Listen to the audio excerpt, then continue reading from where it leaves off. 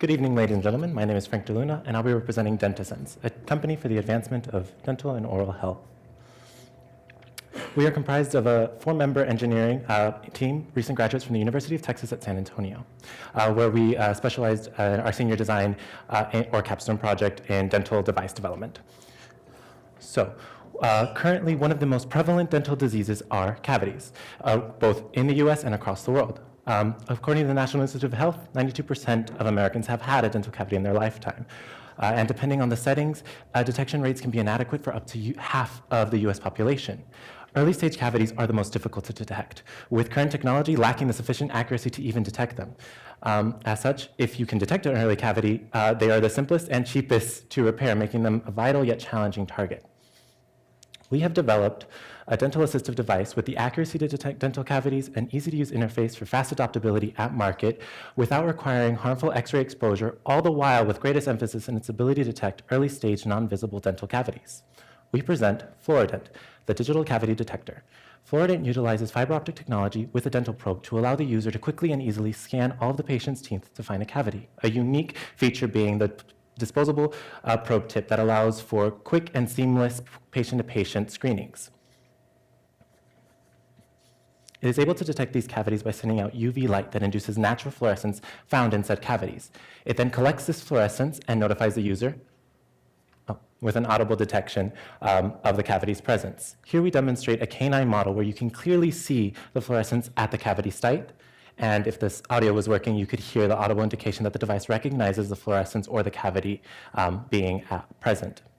We have scaled down the model to a scaled-down, all-in-one, portable, easy-to-use device that we believe will be very competitive and compelling at market.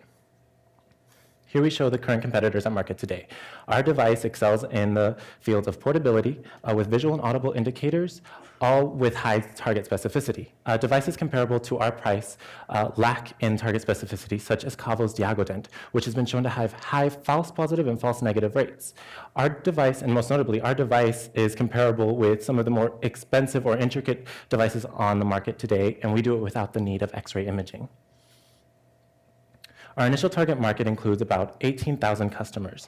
This is with our current device. With a more advanced imaging system, we believe that our potential market would be around 15,000, and then this coming from the overall US market of around 260,000 potential customers. This leading to the EU as a potential international market, which we could use EU dental distributors or medical device distributors to penetrate. Here we show our cash flow projections for the first 3 years. In as little as 21 months and 72 devices sold, we will have officially broken even from a $180,000 seed deficit or seed funding. And by the end of the third year, we will approximate around 400 devices sold with a total incoming revenue of about $1 million. Now keep in mind that this is a very modest 2% penetration of the initial target market, that 18,000 as stated before. Thanks to ATI SEAL program, we have identified 4 main key issues with our company: lack of team focus, market direction, patent issues, and the lack of a CEO or team leadership, which I'll go more in depth. So our current team, again, is made up of recent graduates, and we all have different career paths and kind of goals. And at the moment, because we're only a 4-member team, our team is currently lacking the focus to actually make any decisions that really can implement or affect the company. Going into market directions, thanks to ATI SEAL, we learned about 2 really large potential markets that we want to follow, either direct sales or licensing, both having their pros and cons. Again, because of the lack of team focus, we can't make these decisions to really kind of attack either one or the other. Another problem that we kind of faced early on back in the development process was patent issues. Currently, we're still working on the provisional patent, and we have about 10 months left to really solidify that into a utility patent in May of 2018. And then the biggest problem, especially for the development of a company, is the lack of a CEO or team leadership. We need somebody who can really mediate between the 4 of us, or whether it's new team members or less team members, to really kind of make the hard decisions and kind of move forward as a company. And that's something that we desperately need, and because we lack it right now, we can't make those decisions. So for now, we are a no-go team.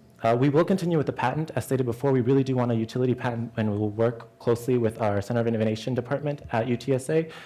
But as for company development, as of right now, we don't believe it's feasible because of the lack of team focus and lack of leadership. We do hope that one day maybe we can become a company, and in the future you do see DentaSense and Fluorident at your local dentist. But for now, we're putting everything on hold. We'd like to thank SEAL for everything that they've done, the mentors and the advice that we've learned. We've learned a lot about financing and really trying to build up and market everything, and so we'd like to thank for that. And so hopefully maybe again one day you see DentaSense again. Thank you.